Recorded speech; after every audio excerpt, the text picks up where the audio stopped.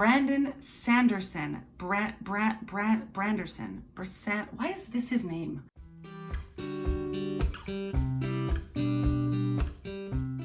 Hey friends, and welcome back to our channel. My name is Lauren and I am one half of Crows Before Bros, a weird little duo of weird little ladies chatting about books. Today we're going to spend some time chatting about Tress of the Emerald Sea by Brandon Sanderson. Tress of the Emerald Sea is a book set in the Cosmere universe. Now I want to preface this video by saying that this is my first Brandon Sanderson novel ever, so I don't even know what a Cosmere is. A dear friend of mine convinced me to take a stroll down Brandon Sanderson's works, and when he described the plot and the setting of this book to me, it had me really intrigued. Now, Brandon Sanderson started a Kickstarter for this among 3 other books that he entitled his secret projects.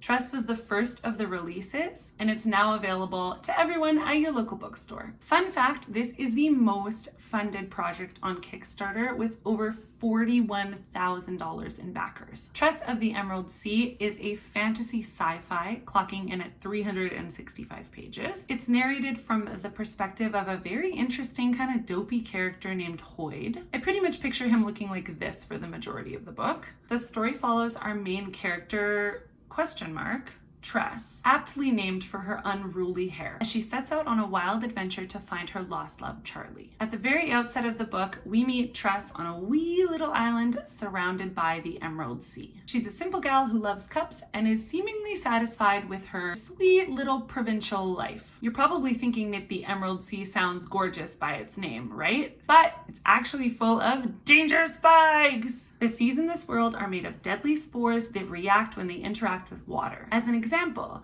let's say you're a brave little toaster and you're setting out walking on the surface of the sea when it's stilled. Then imagine you start thinking about that scene in Toy Story where Jessie gets left in a box on the side of the road and you shed one single rueful tear. Impaled! I too would be satisfied leading a sweet little provincial life. I would be like reverse Moana. Literally, never let me leave this island. Ever, I am good. So, only the royal family is really allowed to leave this island, as well as cargo ships and ships containing pirates! Early on in this novel, we see an unfolding of the love story between Tress and Charlie, who is of the royal bloodline. Pretty soon, Charlie goes on a trip and is captured by the sorceress, who resides in the Midnight Sea, which is considered to be the most dangerous sea of the 12 seas that are on Lumar. Now, I feel like my inclination, if I were Tress, would be to absolutely just move on and keep admiring my cups and just like brushing my wild hair. But Tress decides to stow away and find passage on a ship to sail the many dangerous seas in order to reach her love and save him from the sorceress's clutches. Here's where I feel that it's important to mention Brandon Sanderson's inspiration for this story. Sanderson writes in his postscript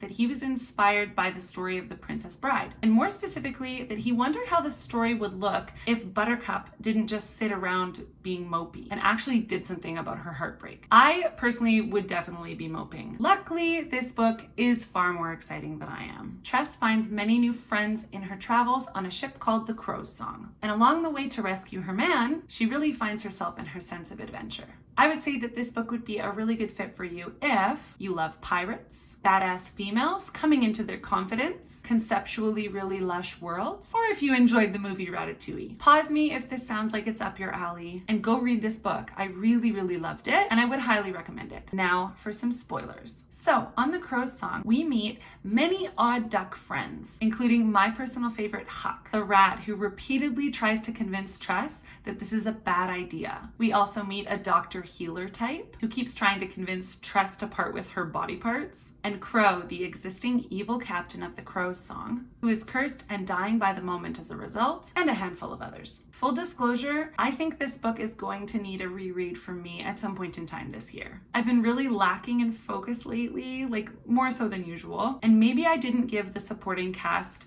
the full attention that it deserved. Even Brandon Sanderson refers to the additional crewmates as Dougs, and I maybe felt that that gave me permission to be a little sleepy and pay less attention to the characters surrounding Tress and the immediate main cast. I'll surely regret this though, because I've heard that this author is really Easter eggy. It does give real found family vibes though. The crew of the Crow's Song start the book really not paying Tress much mind, but they all really warm up to her as they see what a badass she is. Some short examples of this. In her travels, Tress invents a spore gun to hopefully incapacitate evil Captain Crow. She saves the entire crew from certain doom as they're traveling over the Crimson Sea, where the rain is unpredictable, which is an obvious problem. And she pulls possibly my favorite stunt ever. Captain Crow is planning to trade Tress to the dragon that lives at the bottom of the Crimson Sea in order to be healed of the curse that ails her. And when they show up in the dragon's lair, Tress pulls a bait and switch and goes, "I have your slave," and convinces the dragon to keep Crow instead. It's queen behavior. The absolute balls on our girl Tress. Near to the end, Tress becomes our rightful captain and sails to the edge of the Midnight Sea, where she decides to take on the remaining distance of the journey by herself. Important to note that somewhere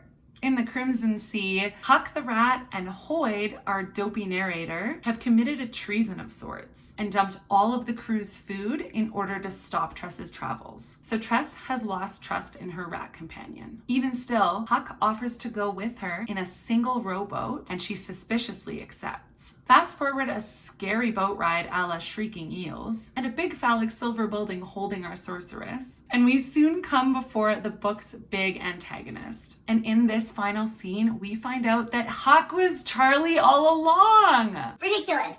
We get a happy ending, thankfully, and Tress gets both Charlie transformed back into a human and a reunion with her family, which she expected she would never see again. And she still gets to captain a ship and go on adventures. It was lovely, you guys. Like I kind of mentioned before, my focus has been really waning lately, and while I had some sleepy moments reading this book, it was no fault of the book itself. It's written so cleverly. There were so many times where I was laughing out loud, it doesn't take itself too seriously, and it reads, as Brandon Sanderson intended, as per his postscript, like fairy tale adjacent. My favorite bits were definitely the sense of humor and the gorgeous world building. Perhaps it's because I came off of a nonfic that I really didn't like, but I want to say that I really appreciate the wisdom and the real world advice that you can take from really well-written fiction. There's honestly too many quotes to even list them here. Tress of the Emerald Sea is a 5-star book for sure, and a rereadable adventure. Are you a Brandon Sanderson fan? What should I be reading next? Is it Mistborn?